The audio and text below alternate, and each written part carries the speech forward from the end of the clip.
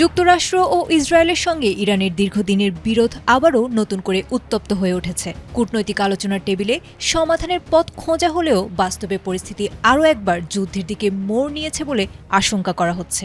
Tehran ও Washington উভয় পক্ষই তাদের অবস্থানে অনড় থাকায় সংঘাত থামার বদলে নতুন করে শুরু হওয়ার জোরালো সংকেত পাওয়া গেছে। ইরানের সশস্ত্র বাহিনীর পক্ষ থেকে সম্প্রতি এক কঠোর সতর্কবার্তা দেওয়া হয়েছে।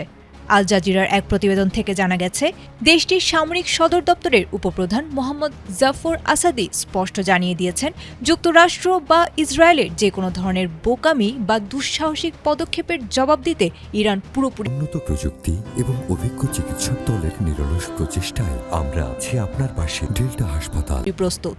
তেহরানের দাবি, ওয়াশিংটন আসলে কোনো চুক্তি বা আন্তর্জাতিক আইনের তোয়াক্কা করেনি। তাদের বর্তমান কর্মকাণ্ড মূলত সংবাদ মাধ্যম কেন্দ্রিক এবং তেলের বাজারের নিয়ন্ত্রণ ধরে রাখার একটি কৌশল মাত্র। অন্যদিকে মার্কিন প্রেসিডেন্ট ডোনাল্ড ট্রাম্প ইরানের দেওয়া সর্বশেষ শান্তি প্রস্তাব প্রত্যাখ্যান করেছেন।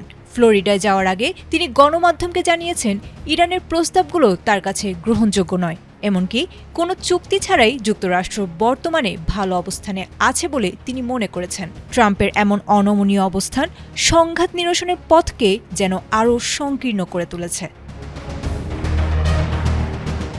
বিশ্লেষকদের মতে, ইরান বারবার নমনীয়তা দেখালেও যুক্তরাষ্ট্রের কঠোর অবস্থান পরিস্থিতিকে জটিল করে তুলেছে। তেহরান স্পষ্ট করে বলেছে, পারমাণবিক কর্মসূচি নিয়ে আলোচনার আগে তাদের উপর থেকে অর্থনৈতিক নিষেধাজ্ঞা প্রত্যাহার এবং হরমুজ প্রণালীর নিরাপত্তা নিশ্চিত করতে হবে।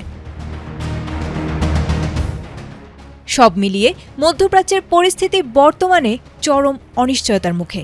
একদিকে ইরান তাদের সার্বভৌমত্ব রক্ষায় যুদ্ধের প্রস্তুতির কথা বলছে, অন্যদিকে যুক্তরাষ্ট্র কোনো শর্তেই ছাড় দিতে রাজি নয়। দুই দেশের এই অনড় অবস্থান পুরো অঞ্চলের নিরাপত্তা ব্যবস্থাকে একটি বড় ধরনের ঝুঁকির মুখে ঠেলে দিয়েছে। ওয়াশিংটনের পরবর্তী পদক্ষেপের ওপরই নির্ভর করছে এই উত্তেজনা প্রশমিত হবে নাকি নতুন করে বড় কোনো সংঘাতের সূচনা ঘটবে। আয়েশা আক্তার, এটিএন বাংলা।